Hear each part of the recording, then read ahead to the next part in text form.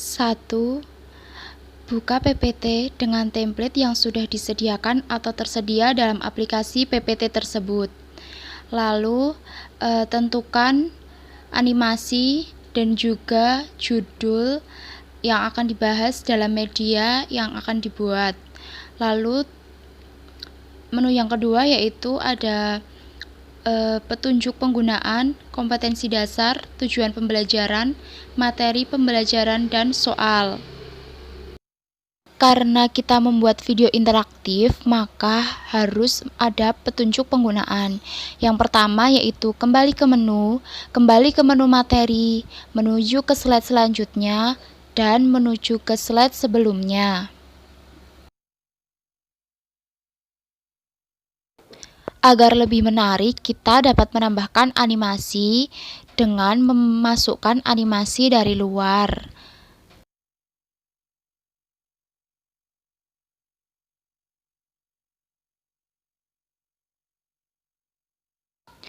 Agar lebih menarik lagi, selain animasi, kita juga dapat menambahkan semacam smart art, yaitu dari aplikasi PPT itu sendiri.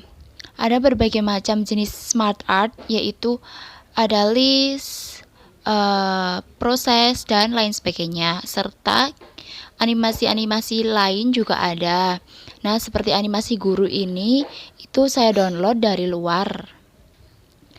Dan juga bentuk-bentuk shape seperti itu, dan bentuk-bentuk yang seperti itu, maka kita bisa dapatkan dari shape, yaitu banyak sekali shape yang bisa kita gunakan. Kita bisa memilih sesuai dengan keinginan kita dan sesuai imajinasi kita supaya PPT interaktif yang kita buat itu menarik. Selain animasi dan juga shape serta smart art, kita bisa mengalihkan dari slide satu ke slide yang lain menggunakan translation agar lebih menarik.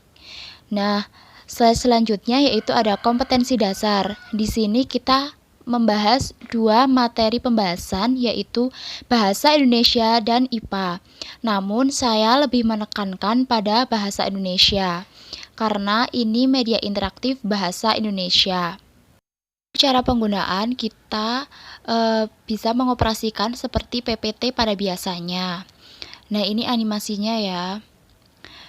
Nah, untuk pembahasannya yaitu ada yang pertama ada petunjuk penggunaan, tujuan pembelajaran, kompetensi dasar, materi pembelajaran, serta soal. Untuk slide selanjutnya yaitu tentang petunjuk penggunaan. Nah, di sini ada petunjuk penggunaan, ada berbagai gambar yang disajikan dan itu memiliki fungsi berbeda-beda. Yang pertama yaitu ada kembali ke menu materi, menuju slide selanjutnya, serta menuju slide sebelumnya. Kita bisa kembali ke slide sebelumnya menggunakan tanda panah yang menghadap ke sebelah kiri. Seperti itu. Nah, ini animasi yang kita gunakan lagi untuk perpindahan slide per slide-nya. Nah, kita bisa klik di salah satu kompetensi dasar. Nah, ini kita ada pembelajaran 1, subtema 1, yaitu tentang bahasa Indonesia dan juga IPA ya. Bahasa Indonesianya itu menelusuri tuturan dan tindakan tokoh serta penceritaan penulis dalam teks fiksi. Yang kedua yaitu menyampaikan penjelasan tentang tuturan dan tindakan tokoh serta penceritaan penulis dalam teks fiksi secara lisan dan tulisan. Nah, untuk yang ketiga yaitu ada tujuan pembelajaran. Tujuan pembelajarannya yaitu ada setelah membaca teks, siswa dapat mengenal sistem tata surya dengan keingintahuannya yang besar. Untuk tujuan pembelajaran yang kedua, yaitu siswa dapat menjelaskan sistem tata surya melalui kegiatan bermain peran dengan percaya diri. Untuk tujuan pembelajaran yang ketiga, yaitu siswa dapat menjelaskan sistem tata surya melalui kegiatan bermain peran dengan percaya diri. Untuk tujuan pembelajaran yang kedua, yaitu siswa dapat menjelaskan sistem tata surya melalui kegiatan bermain peran dengan percaya diri. Tujuan pembelajaran selanjutnya yaitu dengan bermain peran, siswa dapat membuat sebuah laporan pengamatan tentang cara kerja anggota sistem tata surya dengan lebih percaya diri. Yang terakhir yaitu setelah melakukan pengamatan, siswa mampu menjawab pertanyaan yang berhubungan dengan cara kerja anggota sistem tata surya dengan keingintahuan yang besar. Selanjutnya ada pada slide-slide selanjutnya yaitu penjelasan lebih lanjut tentang materi pembelajaran yang akan kita bahas pada materi Bahasa Indonesia serta IPA yang sudah saya sajikan tadi. Yang materi pembelajaran yang pertama yaitu ada Bahasa Indonesia dan Ilmu Pengetahuan Alam atau IPA. Dalam Bahasa Indonesia, materi yang akan dibahas ada cerita pendek. Dalam IPA atau Ilmu Pengetahuan Alam itu ada sistem tata surya. Bahasa Indonesia lagi itu ada karangan fiksi. Materi Bahasa Indonesia yang pertama akan dibahas adalah karangan fiksi. Pengertian dari karangan fiksi adalah karangan yang berisi kisah atau cerita yang dibuat berdasarkan khayalan atau imajinasi pengarang. Tokoh, watak, alur latar belakang di dalam karangan ini merupakan hasil olah pikir dan kreativitas pengarangnya. Di slide selanjutnya dan animasi selanjutnya yaitu ada ciri-ciri karangan fiksi. Yang pertama, bersifat rekaan atau imajinasi pengarang. Yang kedua, umumnya karya fiksi menyasar emosi atau perasaan pembaca, bukan logika. Menggunakan bahasa yang bersifat konotatif atau bukan sebenarnya. Yang terakhir yaitu karangan fiksi terdapat pesan moral atau amanat tertentu. Terdapat kebenaran yang relatif atau tidak mutlak, serta karangan fiksi tidak memiliki sistematika yang baku. Animasi selanjutnya yaitu tentang jenis-jenis karangan fiksi. Karangan fiksi itu ada jenis-jenisnya, ada novel, roman, dan cerpen. Namun yang akan kita bahas dalam hal ini adalah cerpen. Cerpen. Pengertian dari cerpen atau cerita pendek adalah suatu karangan fiksi yang isinya jauh lebih sedikit dari roman atau novel. Contoh dari cerpen itu sendiri ada bisa dibaca. Contohnya yaitu Rahasia Selma, Laluba karya Nukila Amal, dan Cinta Tak Ada Mati karya Kurniawan.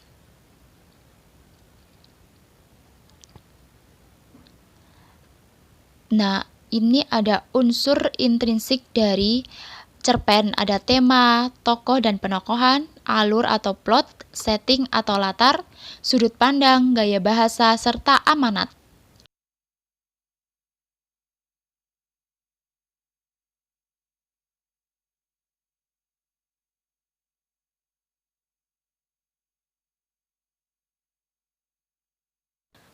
Pada materi Bahasa Indonesia, penjelasan selanjutnya yaitu tokoh dan penokohan. Dalam penokohan, kita bagi dalam tiga jenis sifat dari penokohan atau tokoh, yaitu pertama protagonis, di mana terdapat tokoh baik. Yang kedua yaitu antagonis atau tokoh buruk, dan tritagonis atau tokoh pendukung. Slide selanjutnya ada unsur ekstrinsik dari cerpen itu sendiri. Yang pertama ada latar belakang masyarakat, di mana latar belakang masyarakat ini dipicu dari ide tokoh penulis. Yang kedua yaitu latar belakang penulis dan nilai yang terkandung di dalam cerpen. Nah, materi yang dibahas selanjutnya yaitu IPA atau Ilmu Pengetahuan Alam, yaitu tentang sistem tata surya. Sistem tata surya atau tata surya adalah sistem antariksa yang saling terkait gravitasi di mana terdapat matahari dan benda-benda langit yang mengitarinya secara langsung maupun tidak langsung. Benda langit yang mengitari matahari secara langsung adalah planet, sedangkan benda langit yang tidak langsung mengitari matahari adalah bulan dan bintang.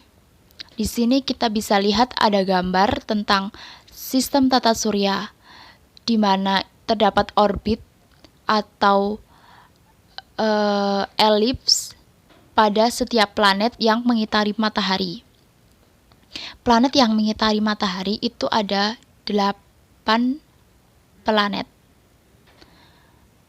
Sistem planet, semua planet yang ada peristiwa berputarnya planet mengelilingi matahari disebut dengan revolusi.